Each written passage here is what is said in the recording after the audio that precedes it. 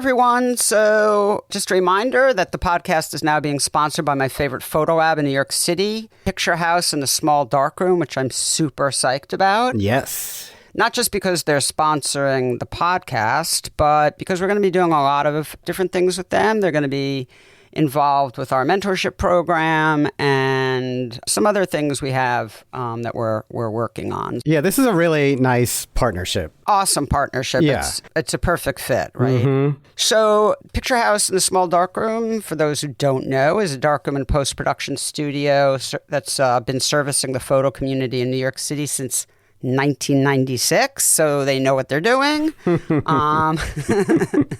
So if you have a question about film, their amazing staff can help you with processing, high-res scanning, darkroom printing, digital post. And they have an amazing team, most of whom have been with them for more than 5 years, and a lot of them close to 20 years, which is, I think, says a lot about the people at the top and how they interact with the people who work there. And they really care about the work that goes through the shop. And it doesn't matter if it's doing one print, single frame scan, or a huge 200 image post-production advertising job. They give all the jobs the same amount of love and attention. So, and I want to say, because I think this is super cool, they just opened a little photo book store. Yes. There at the facility, so you can go and drop off film or whatever and hang out in their photo book store. There's a couch there. And it's really highly curated titles. They do artist talks and book signings. So these people are in our world. We love them. And check out their events, even if they're not related to our events. Yes. They are autonomous. That's right. They've been around a lot longer than us. And how do folks get in touch with them? Right. So check them out at PHTSDR. That's for Picture House, the Small Darkroom.com. And you can also check out their really great Instagram account at the same name, PHTSDR. And they have a lot of great postings there. And they've been sharing some of our posts there, which is really nice. Yeah. Very nice of them. And then you can also, at their website, see all the upcoming events. Right on. Okay. So once again, Picture House in the Small Darkroom, welcome to the Photo Work family. Yes, welcome. All right, let's do this. Peanut, if you're staying in the room, no talking.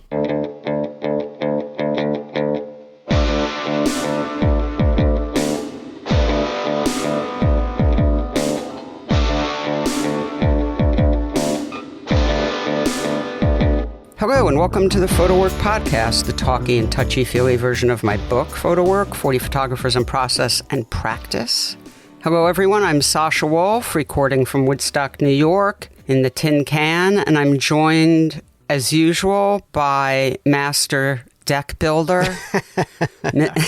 You saw me work. I'm not sure that applies.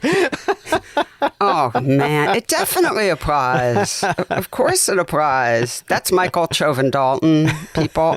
Last show, we talked about how I had Tom Sawyered my way into getting Michael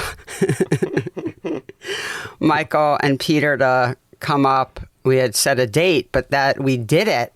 Yeah. And it's so beautiful. First of all, I'm so grateful, which you know, but you guys, oh my God, the deck is so nice. I've done yoga, early morning yoga on the deck. I did find a fantastic chair, an old 1960s chair, one of those great old metal chairs, not ornate, just the really super cool mid-century one, and have to do a little work on it. But I've sat in my chair and read, and all the things you want to do on a deck. It's fantastic. It was a lot of fun. It was fun hanging out with you and Peter, and it was doing some day. Honest work for a change. Yes. I must reevaluate my entire life now. Good golly. You know, I had said that I would post some pictures of the deck, and I haven't done that yet because, you know, I've been a bit self-conscious because, of course, you know, we're promoting our guests and stuff on our Instagram, and I felt self-conscious about being like, look at what I have. I have a deck. But I do think I should post. So at some point, I will post a picture of the deck because I think people should see your incredible work. You were the foreman. You were I told you what I wanted, but you put together the design. I'll pat myself on the back for my frugality in ordering parts and supplies and pieces because it really worked out. You gave me a list of like 24 things to order or something like that, and we used every single item. I think we had like 5 screws left over, and pretty good. Yep. So on to other things. I did want to mention, sorry folks, I know this is annoying, but for those of you who have not yet rated the show, particularly on Apple Podcasts or even on Spotify, could you please do that? I'm begging you. Yeah. You know how hard we work on the show. It's free. Just please spend a few minutes and rate the show. And we know we have a lot more listeners than ratings regularly. Yeah. We have thousands and thousands of listeners, and we've stalled at 197 ratings, which is just a number I'm not into. So come on, bring it up to a better number. That's 197. Right. Get us over 250. Gosh. Come on. Yeah. I like it. And as I've joked before, if you don't have anything nice to say, you can skip that. Just don't rate it. So I think the promo code still applies for Kristine Potter and Rebecca Bengal's books with Aperture. So when you go to check out Dark Waters and Strange Hours, you can put in Strange Waters. Is that it? Yes. Strange Waters, all one word. Now through the end of September. October 1st. Yeah, end of September, you get 20% off those books. And we're mentioning them because, of course, this episode is part 2 of my conversation with Kristine and Rebecca. And it's wonderful. And what were your thoughts, Mr. Editor? Yeah, well, this obviously picks up right at the end of part 1, where you'll ask Rebecca about her contribution to the book, Dark Waters.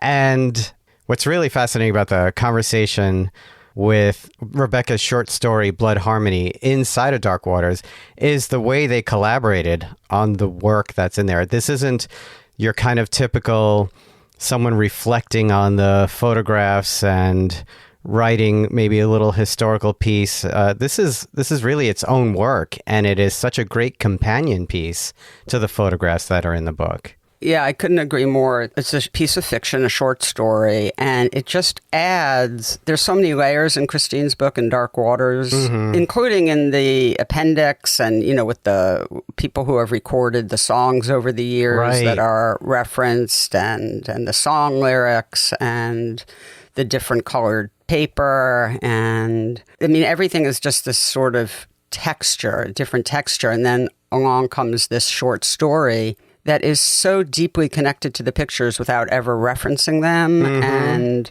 there's one sort of wink in the beginning, the reference to listening to a Louvin Brothers song. Oh, yes.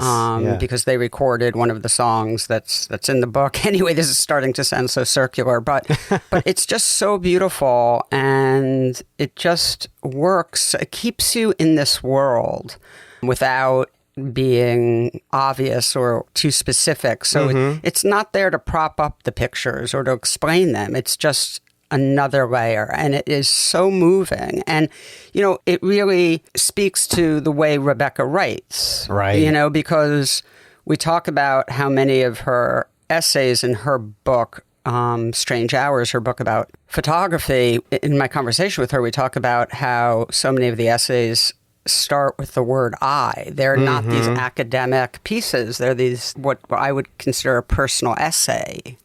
Yes. And so that works with that goes for her short story as well, right? Right. I didn't even get to that part of the conversation where you do talk about Rebecca's book, Strange Hours. And the conversation you have about that is really interesting, not just for writers, but also photographers, because it's about collecting work that was made somewhat independently of each other for different purposes and in different contexts, and then creating a book out of that. I thought that conversation was really interesting. Mm-hmm. Absolutely. Yeah, that was, I just love talking to these women. It was really, I want to have part 3 and 4. Well, I mean, down the road. Down the road, yeah. Going to have to demand that they both make 2 new books right away. Right. And anyway, there's also a surprising story about Prince, which was completely unexpected. Oh, yeah. Prince makes an appearance. That's right. You never know what you're going to get in the podcast. Well, let's get to it. It's so good. Michael, and maybe the audience will never know how many bloopers we made during this intro because you'll cut them out. Yes. But, so maybe this intro is not as long as I think it is. We're going to have to cut that blooper reel together sometime. You can always tell when you and I haven't had enough coffee. Yes. This is an early one. Not that sharp. Michael, if you don't mind, please take it away. My pleasure. And here is part 2 of your conversation with Rebecca Bengal and Kristine Potter.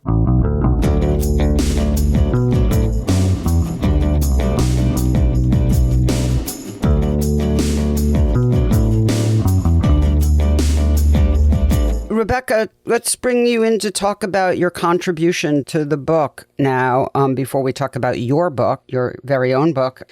How did you process the photographs and think about them, and how were you in dialogue with Kristine to come up with this absolutely beautiful short story that accompanies the book? Tell us about the process. Oh, well, thank you, first of all. And yeah, I mean, I had been aware of Kristine's work for some time, and then a few years ago, I'm mushing together time because it's all mushed together for me. But I was invited by Leslie Martin, the editor of Dark Waters, to write for Photo Book Review about Manifest, Kristine's one of her previous bodies of work. And so Rebecca, let me just interrupt really quickly here, because I just want to say that Manifest was published by TBW and is a beautiful book. So just want to shout out to TBW for doing such a great job with that. I work with TBW a lot and I love them. So absolutely, they should get a shout out. They're some of the most exciting,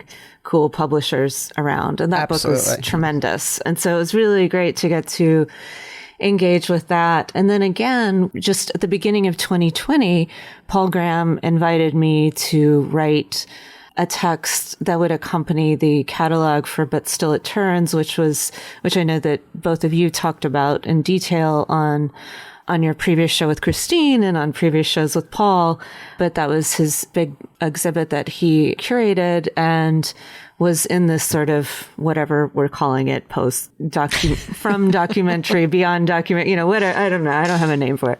But it brought together Kristine and all these just really fabulous artists who are doing some of my favorite work. And so it was great to again get to think about those photos in that context. And then finally, when the show was able to open, not all of the artists were able to come to New York for the opening. And I do live in Brooklyn.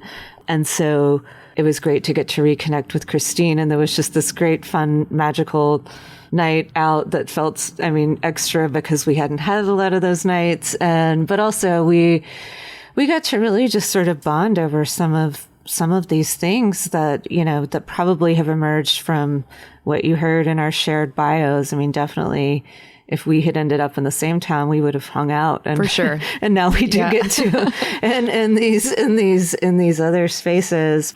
But Kristine was talking about this work that she was making, and I can't remember exactly how we got onto it, but we discovered too that, I described a little bit about the place that I come from, but it's also just Western North Carolina is like littered with murder ballads and of course with murders.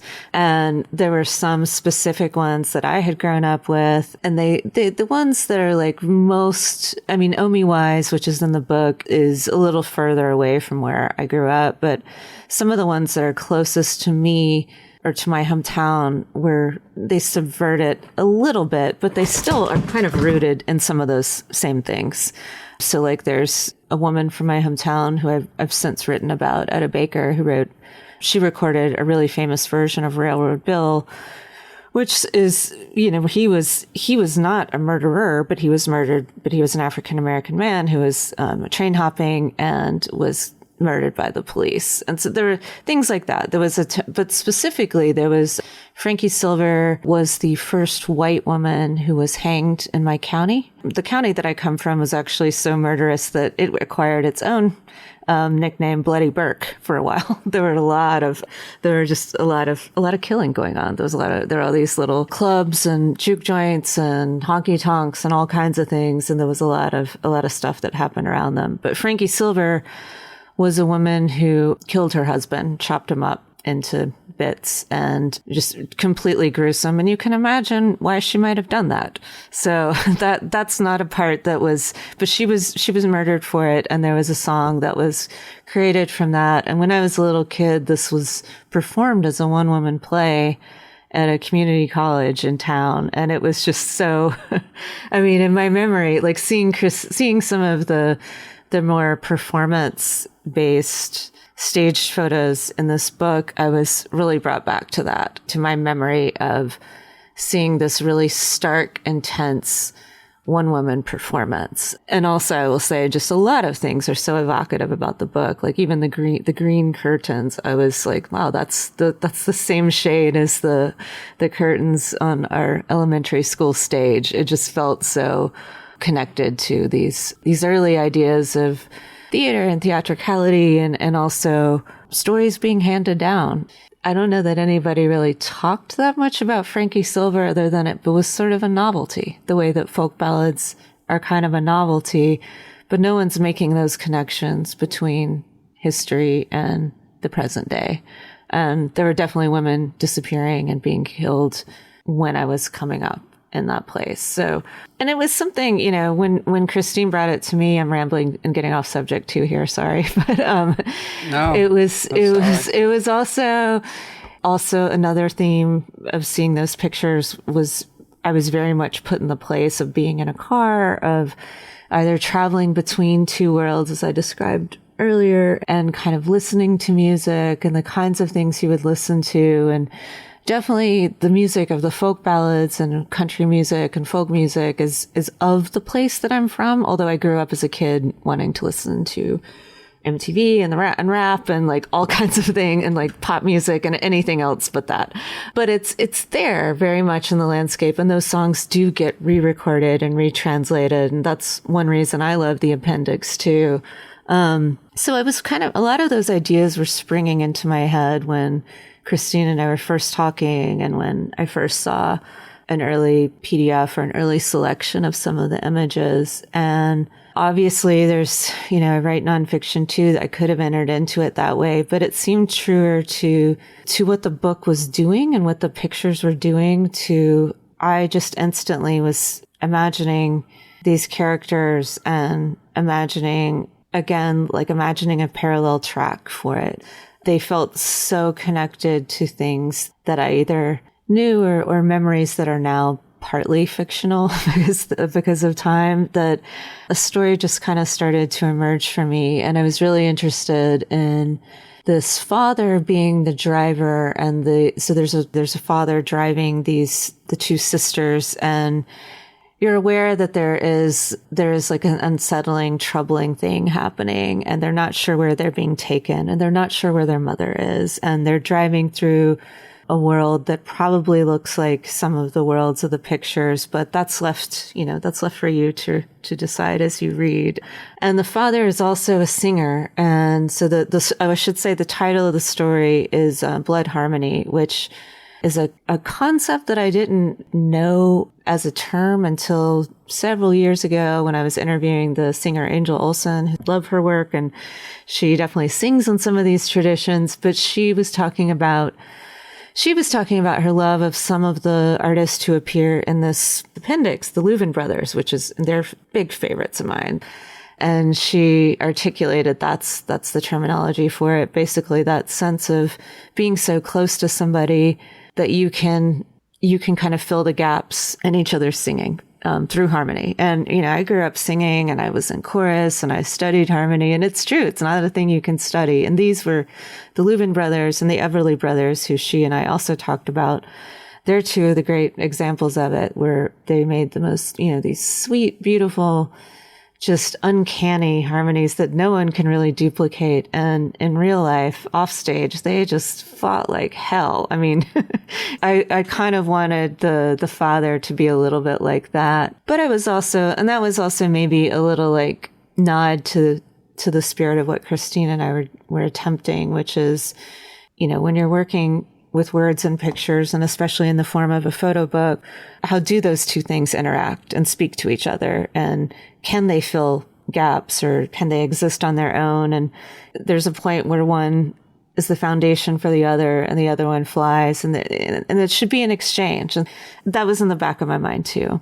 But I wanted to create another experience that maybe hopefully extends what you're feeling, or what I was feeling as I moved through pictures. I can't speak for anybody else, but that also could maybe be its own thing. I think hopefully these two things could also coexist. But I also just love the form of the photo book. And that's maybe my first more profound experiences of photography beyond just seeing an individual picture here and there. And I didn't see a lot of big photo exhibits. So it's also where I think some of the most interesting work is being done in photography in that form. And so it was just really exciting to be able to work with Kristine and to work with Leslie and everyone else. And as Kristine said, she's assembled this amazing team of women to do this. And so just really honored to be a part of that. Oh, well, I mean, I should mention that when you and I met that night, and you're right, that was one of the first nights we could like hang out after COVID, and maybe that had something to do with how late it got. But I remember that night. Sure. By the way, I could tell stories. Yeah, you actually have a good one, Sasha. I'm going to control myself.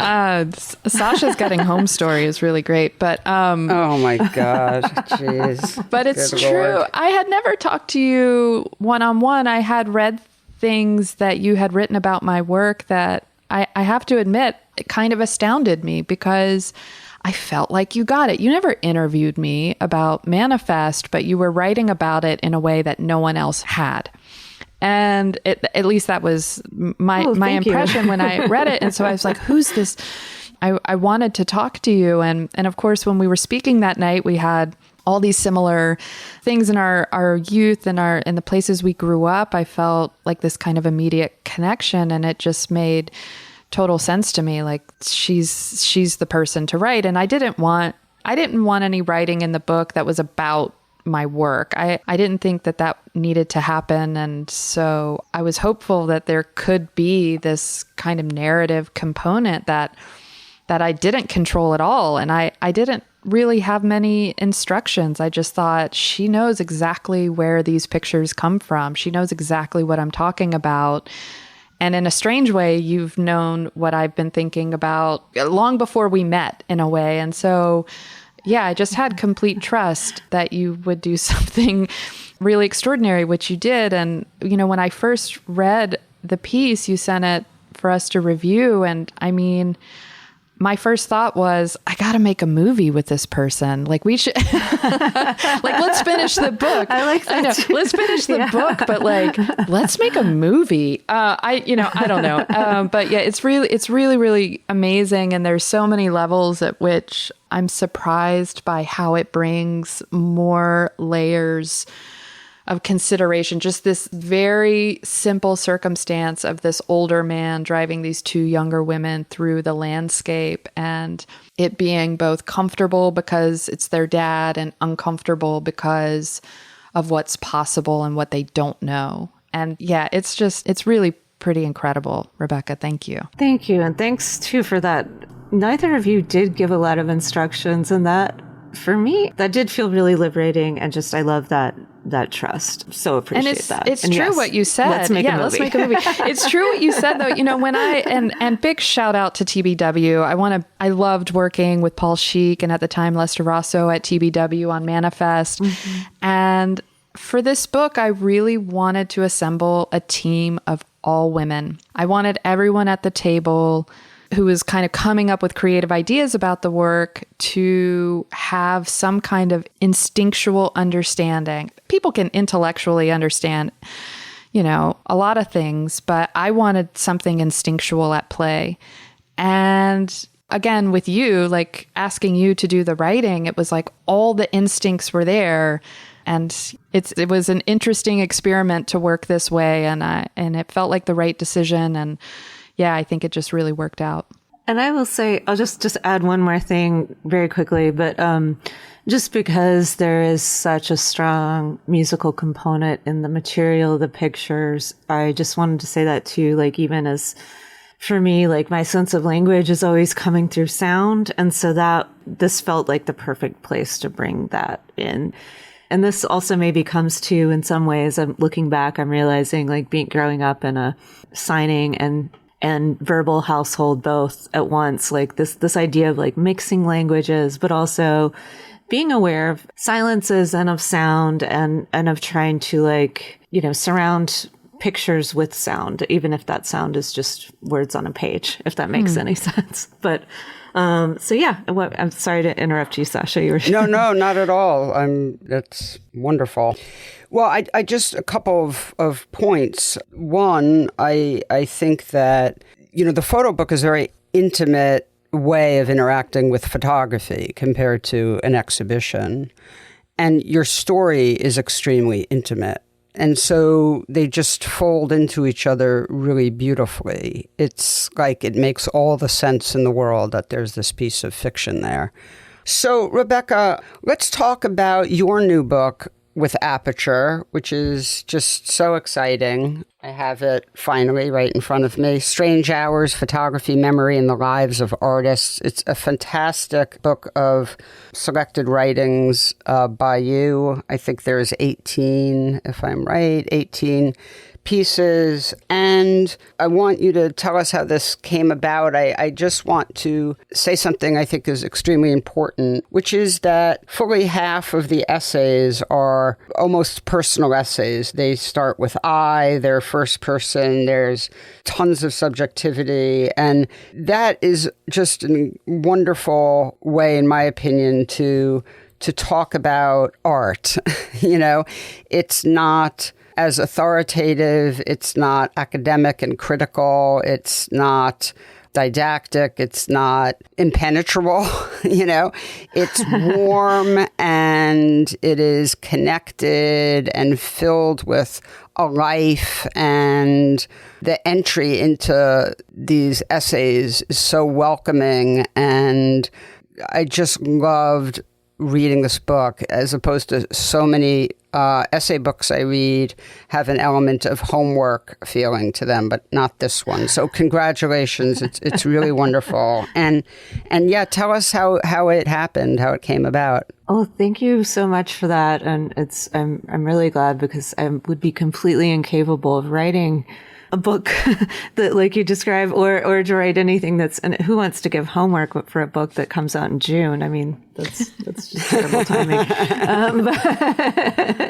There are a lot of things to answer in there, I think. But Strange Hours is a collection, and 17, 18, something like that pieces, very short pieces, I should add too, because most of them were originally written for print magazines, or for, in some cases, online versions of magazines, or all these things where they were written for publication, designed to be somewhat compressed and concise. Right. Mm-hmm. And in retrospect, of course, once we began doing the book, I agreed. The book came at the invitation of Aperture, and of specifically my editor, Brendan Emser, who is the senior managing editor at Aperture magazine. And I've worked with him and Michael Famighetti, who's the editor of Aperture, of course, for several years. And a lot of the pieces that we worked on together are included in the book. And Brendan is wonderful. You guys hearing this may know him as the editor of some really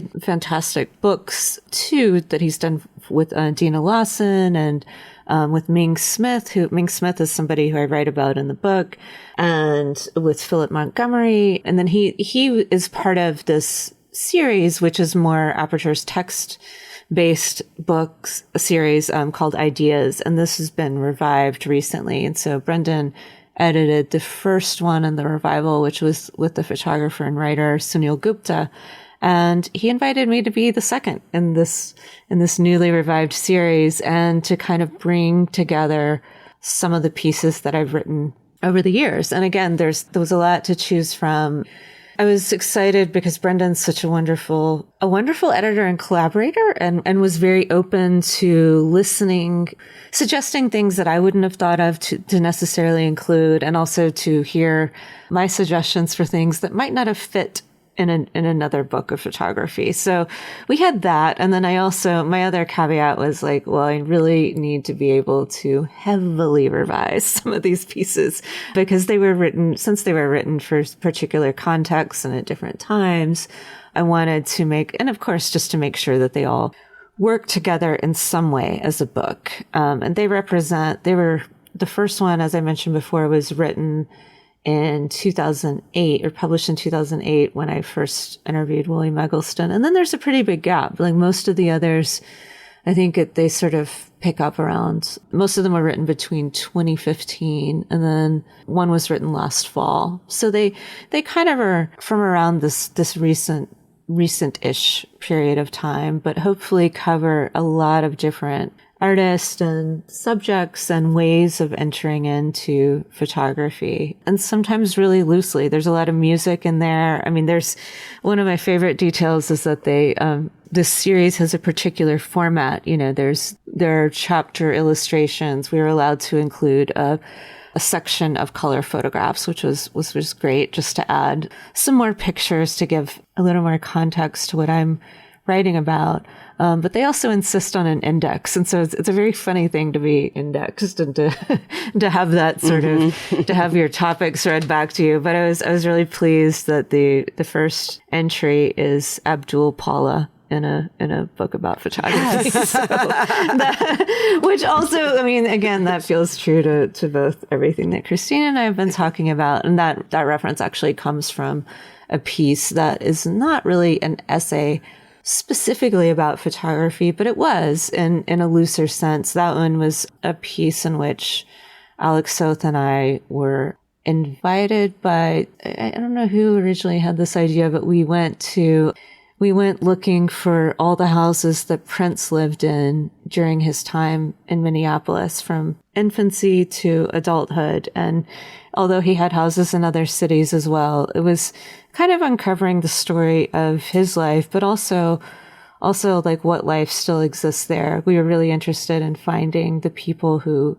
still live in his houses. Many of them allowed Alec to make a picture with them in that space. And it was just in the spirit of being able to collaborate. It was such a fun experience to get to just make up a story as we went along. And we had mapped out the places that we were going to go to, but we didn't let anybody know we were coming ahead of time. It was just sort of, there was a real process of discovery, even though Alec, of course, is from Minneapolis and has this totally crazy story that I tell in this essay, which is he was next door neighbors with Prince for a while, until his family moved away. And this was out in Chanhassen, a suburb of Minneapolis. And after Alec's family moved into town, Prince ended up buying their property and raising his home. So Prince essentially destroyed Alec's childhood home, which is, I mean, the metaphors are just This is an incredible story. There. It's an incredible story. I can't believe that. And back to your index, when I realized I was indexed in a book where Prince was indexed, he was like my great love. I mean, my first big crush in life, and big reason why I spent hours on MTV to see him. Anyways, this story, and I can't believe this story about Alec's home, but also how many homes Prince had in Minneapolis is extraordinary. It's like 30 something, right? Did you say that already? I can't remember if I gave the total here, but yeah, it's a lot, which speaks to just his, I mean, he moved around a lot as a childhood. But again, you know, that idea of like music, you know, there's music made. I mean, some of the houses he'd make a whole album. And so there's, again, this idea of like music existing in a landscape and all these stories, and like, how do you bring that out in a picture? That's Alex's challenge. But at the same time, it becomes a story about photography, which is where I'm allowed to cheat a little bit and include it in a book for Aperture. It becomes a story about photography because one of the people we met, Prince came to her house because we discovered that he was looking for his childhood homes too. There was a point, and this was near the end of his life, where he had begun working on a memoir. And so he came to the house with a photographer to photograph this childhood home. And so the resident that we met, who's pictured her picture is in my book as well. She was amazing. She just happened to be at home alone, and she tells the story there. She's just chilling outside. It's a really hot day, and he pulls up in a Corvette, not a red one, but a black one. It's incredible. And gets out with this woman who's carrying the camera, and this is the person who's taking the pictures. I still don't know the identity of that person. But yeah, she was just like, man, you're Prince, and he's like, no, I'm not. And does that little wink, it's just, you can just picture it. It's amazing. Rebecca, can I ask you how much you have, just some of the artists who are profiled is not the right term, but let's just go with that for now. In the book is Judith Joy Ross, Alec, in another piece, William Gedney, Nancy Rexroth, Nan Golden, Alessandra Sanguinetti, Dawood Bey. How much is in the decision of which essays to include? How much is, I think I did a really great job here. This is a really good piece. And how much is you sort of championing certain artists? Oh, that's a great question, because it almost, to me, it speaks more to the absence of so many artists and work that I love, and some of which I have written about, some of which we couldn't include. I think that in part because this is a book published by Aperture, and in part because the editors there are so wonderful at what they do and at melding, translating photography and creating stories around it, and really being attuned to like the literary qualities of the stories of photography. Some of the pieces that I did for Aperture really formed the foundation of the book. Mm-hmm. And so that's always an exchange between, sometimes I might suggest somebody to them. Sometimes it turns out they've already got that in mind, or they think of me for someone, but it's also because they know what work I sort of respond to and the kind of stories that I do like to create a story around the work. And sometimes it sort of exists and sometimes it doesn't. But definitely too, there are people that I do want to, I did want to include somebody like Nancy Rexroth in there, for instance, who's just not as well known as she should be. Although there's going to be a big retrospective of her work, I think, in Ohio when she's based there. There was a big acquisition of all of her work there. So hopefully, and also just, I think for me too, it also became in a book, again, just filling in gaps idea-wise and in the kinds of stories. There's some pieces in here that are really conversational, almost literally so, to where it's an actual exchange and a dialogue, and many that are, like you said, come from a personal place and my interaction with the work. And hopefully there's just, again, a lot of different entry points, and especially for people who either might not know this work or even think they're interested in photography at all, and people hopefully who are deep photo nerds, and maybe you think you know a lot of these are very well known artists, but maybe hopefully there's a little crack here somewhere where you can see some other part of them that you haven't seen before. That may not be true, but that's the hope. No, anyway. I think that is true. Let me ask you something. You said in passing when we last spoke, not during this conversation, last time I talked to you, and something that just stayed with me, so I wrote it down.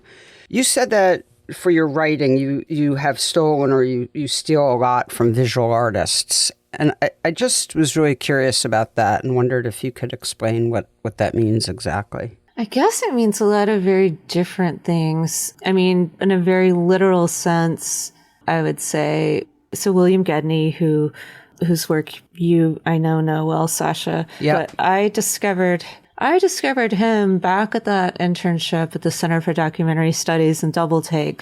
His work was acquired by Duke University, and he had never published a full photo book, even though he left all these maquettes. And there's some work that I really hope to get out there. And the first books of his were published as anthologies, essentially, which had to function as introductions to his bodies of work. And he was deeply appreciated. I mean, John Sarkowski bought some of his work and showed individual pictures in larger shows. And Lee and Maria Friedlander were really instrumental in getting his work into the archives at Duke. But Gedney died relatively young, in his late 50s, of AIDS. And different pieces of that work were so important to me, but also on a real personal level, because I was writing some short stories based on my father's family's history. And there was house fires that destroyed a lot of their pictures. So I just didn't have, and a lot of people had died. So I couldn't do any kind of research.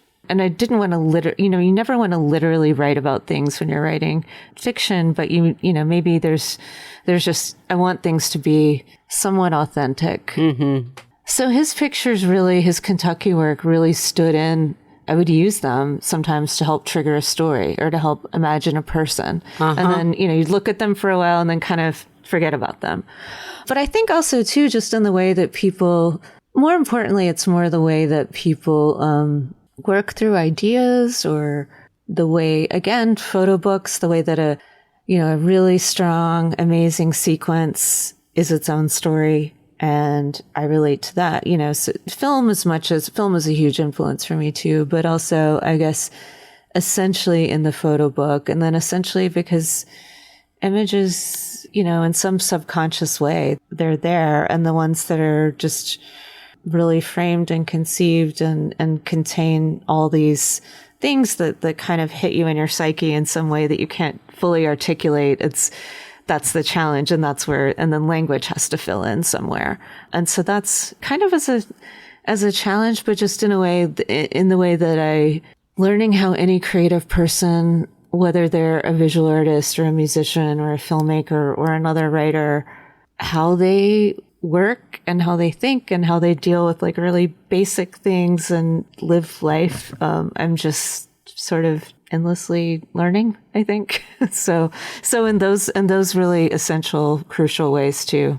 I think there's a kind of looseness in your writing that reminds me a little bit of music, and particularly, popular music, where there may be a verse, chorus, all of a sudden the bridge may come in, and then it may flop back to a verse section. Like there's a way in which you trust the reader to sort of feel it and go on the journey and then connect everything, or everything will connect if you're really present with your writing. Do you know what I mean?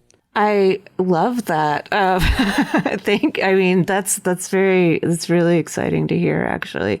I think because I primarily think as a fiction writer, and my real form is, and I haven't published a lot of this lately because I was also, a lot of these, I should also say that a lot of these things were done when I was primarily freelance writing or editing, and at different times it just became difficult to make work, or other things were kind of slow burning. So I think thinking as a fiction writer, and particularly as in short stories, you have to work on the power of suggestion and the power of omission, which I think is something, it's also something that I think connects, it connects to photography too. It's really important, and in most works, but I think particularly in a photograph, like what you include and what you choose to leave out. Oh, absolutely. What one has to infer. And again, the way that like Kristine and I and you both have, we all have this sort of embrace mystery and ambiguity. And so I love that. I just would hate to over explain anything. And also, these aren't the kinds of pieces in which there are answers. And if there are, they're your own answers, hopefully. And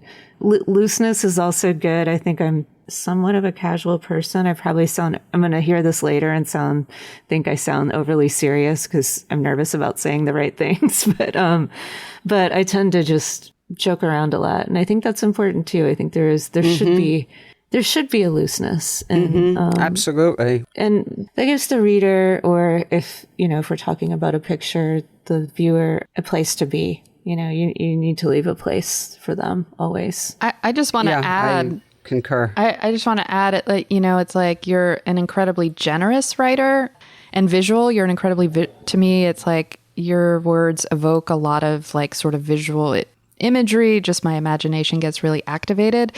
But I find you don't do it in a really literal way. Like if you're describing something or someone, you'll have a lot of descriptors, but they're really poetic. There's a lot of descriptors, but they're all metaphor. And somehow that just opens up, like in my mind, all these sort of imaginative ways of, I guess, absorbing the story. And yeah, like I just really love that. Not just about the story you wrote in Dark Waters, but in a lot of your writing. I find it to be so generous, but also so open in that way. Kristine, I think that describes... I'm invisibly blushing all over the place again. It's interesting, though, Kristine, when you just said, extremely descriptive, but all metaphor, it really reminds me of your work. So a match made in heaven here. I think we better wrap this up or it'll spill over into 4 episodes. Not that I would mind that, but actually... But I want to thank you both so much, really, from the bottom of my heart, for spending all this time today and for just being so open. And gosh, what a gift to me and to folks who are going to get to listen to this conversation. So thank you so much. Thank you, Sasha. This has been super fun. Yeah, just really appreciate the opportunity. Yeah, I do as well. Just and thank you both for reading so closely and just for this great conversation. It's been a real thrill to get to speak with you both, and I'm just very happy to be here. Thanks so much. Okay, everyone, take care of yourselves. And until we meet again, hopefully I will make it home easier next time. But we'll tell that story. Never. Anyway, okay. I want to hear it. Have a great rest of the day. Bye, you guys. Bye, Sash. Bye. Thank you. Bye, Rebecca. Bye. Photo Work with Sasha Wolf is a production of the Photo Work Foundation. Executive producer is Sasha Wolf, and the associate producer is Taylor Selsback. The show is also produced and edited by me, Michael Chauvin-Dalton of Real Photo Show. Music is by J. Walter Hawks. If you like the show and wish to find out more about the Foundation, please visit photowork.foundation and be sure to subscribe and review with all the stars on your listening platform.